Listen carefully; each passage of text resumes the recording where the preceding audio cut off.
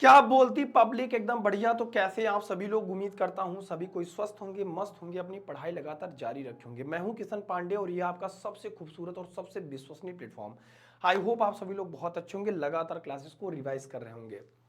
चाहे आप class 11th में हो, चाहे 12th में हो, चाहे किसी भी कम्पिटेटिव एग्जाम की तैयारी कर रहे हो। ऐसे में ये एक ऐसा टॉपिक है जहां से हर साल सवाल आपके एग्जामिनेशन में पूछा जाता है। मात्रक तथा बीमा निकालने का क्या है सुपर ट्रिक। सिर्फ ये 3 से 4 बातें आपको ध्यान में रखनी है। सिर्फ 3 से 4 चीजें आपको पढ़ना है। उसके बाद आप किसी भी राशि का, किसी भी फार्मूले का आप आराम से डायमेंशन फार्मूला और उस राशि के मात्रक को आराम से निकाल पाएंगे। तो चलिए शुरुआत करते हैं आज की क्लास को। तो सभी लोग नोट करिएगा। सबसे पहले स्टार्ट करते हैं। हमारे पास ये है, सिर्फ मूल राशि आपको पता है 7 होती है। मैं ये बार बार कहूंगा कि ये सातों की जरूरत आपको पूरे बीमा में नहीं पड़ेगी। किसी भी कम्पिटेटिव एग्जाम के लिए तैयारी कर रहे हो, किसी भी 11 12th में है, आप 11th में है, तो आपको ये सातों बातों को ध्यान नहीं रखना है। सिर्फ इसमें से मैं कुछ 3 से 4 राशियों को आपको बताऊंगा, सिर्फ आपको उसको ध्यान में रखना है। ठीक है। मूल राशि में जैसे अगर मैं आपसे कह दूं, बस इतना बात को ध्यान में रखिएगा आप सभी लोग कि हमारे पास जैसे पहला है लंबाई। लंबाई हो गया, द्रव्यमान हो गया, समय हो गया, ताप हो गया। और बहुत ज्यादा आपको ध्यान में रखनी है तो सिर्फ वैद्युत धारा, क्योंकि अगर आप 12th में भी हैं तो आपको वैद्युत धारा से रिलेटेड भी बहुत सारे विमा और मात्रक निकालने को देखने को मिलते हैं। अब सिर्फ इस 4 चीज को छोड़कर आपको इसको भी हटा देना है, इसको भी हटा देना है। ये दोनों किसी काम के नहीं होंगे। ठीक है। तो लंबाई, द्रव्यमान, समय, ताप और वैद्युत धारा, इन 5 चीजों से कैसे आप बीमा आराम से निकाल पाएंगे, आइए इस चीज को बहुत आसानी के साथ समझते हैं।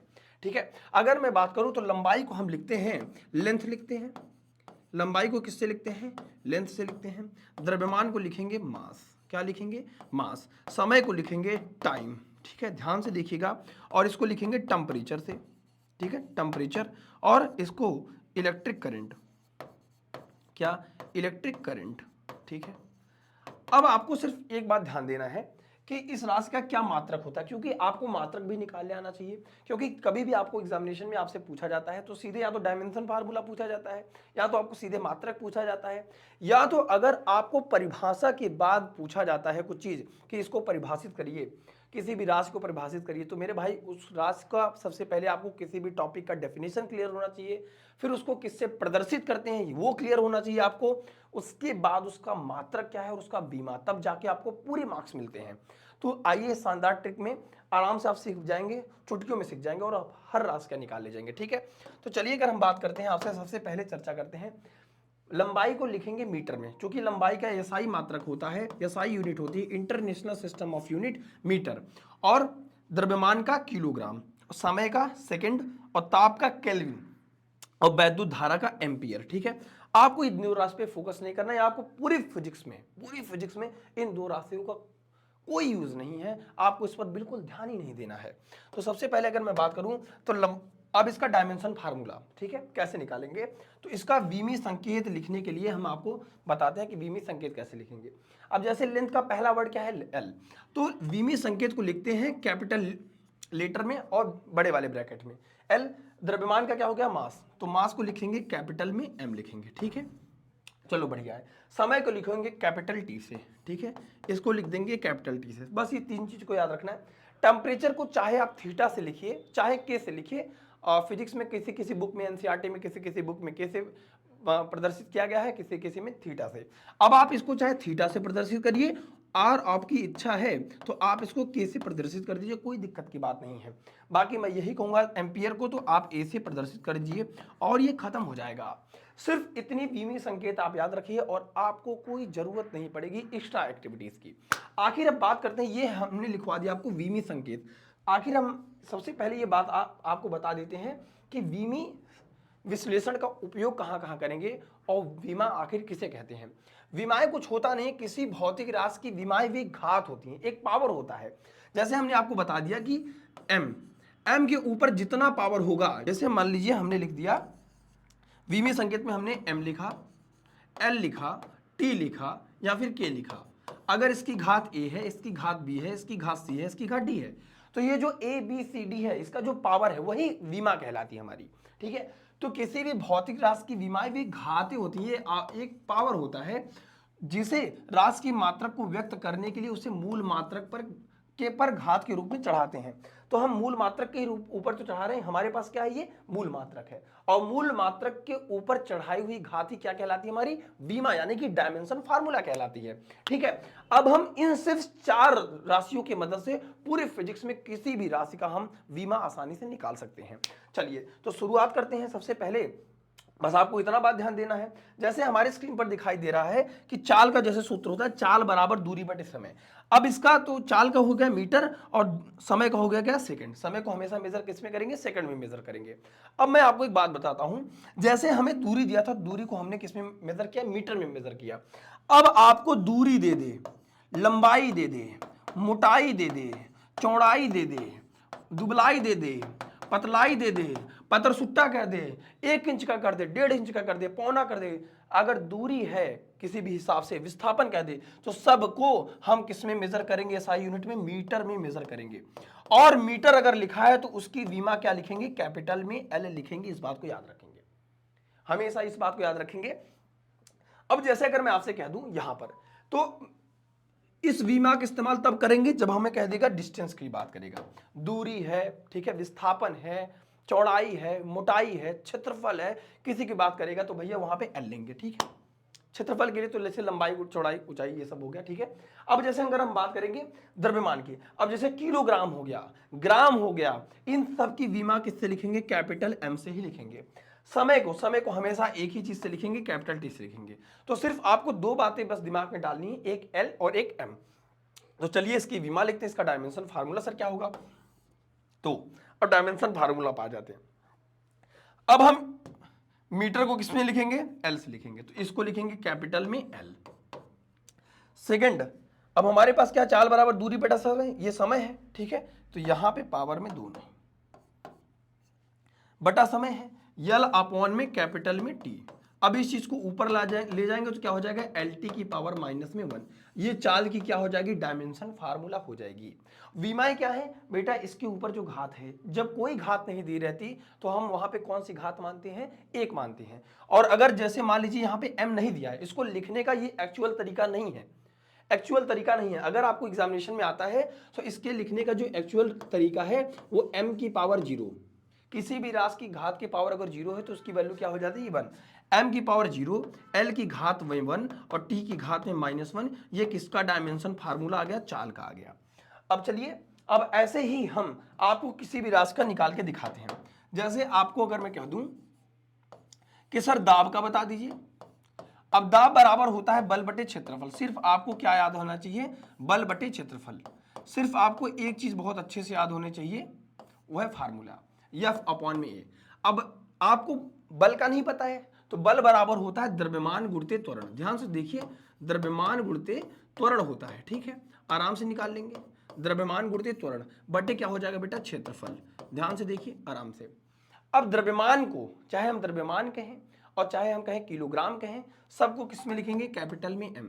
तो एक की तो बीमा एकदम आराम से क्लियर हो गई, कैपिटल में एम। एक की बीमा कैसे क्लियर हो गई, कैपिटल में एम।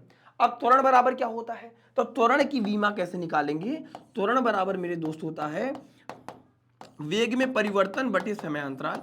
ठीक है, वेग में परिवर्तन बटे समयांतराल, समयांतराल।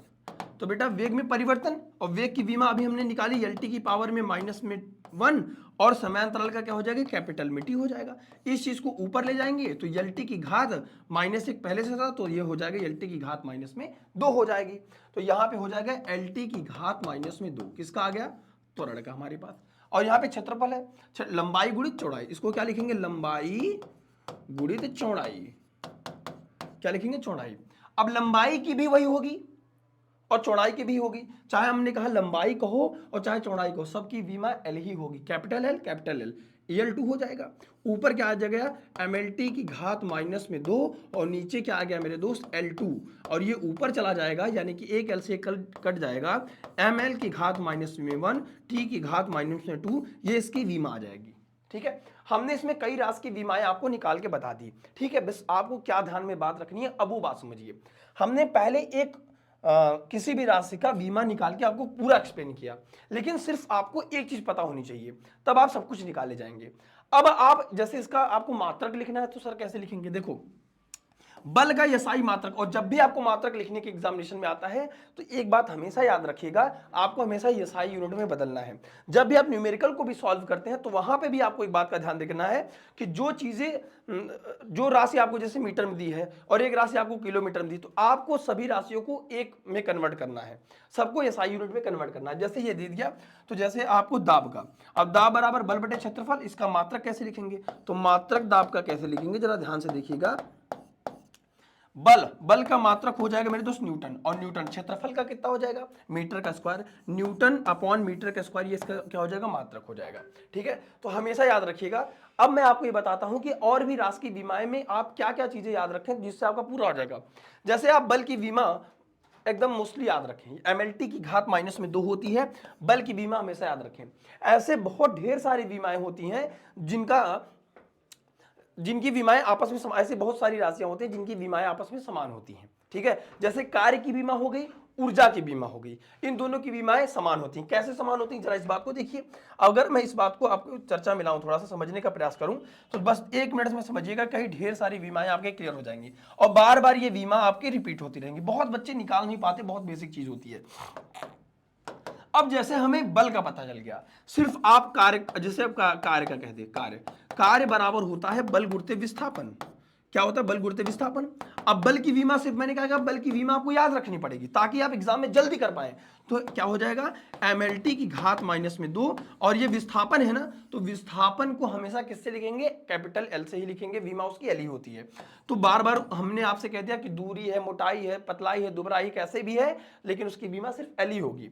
तो यल इससे साथ जुड़ जाएगा, क्या हो जाएगा, ml2t की घात -2।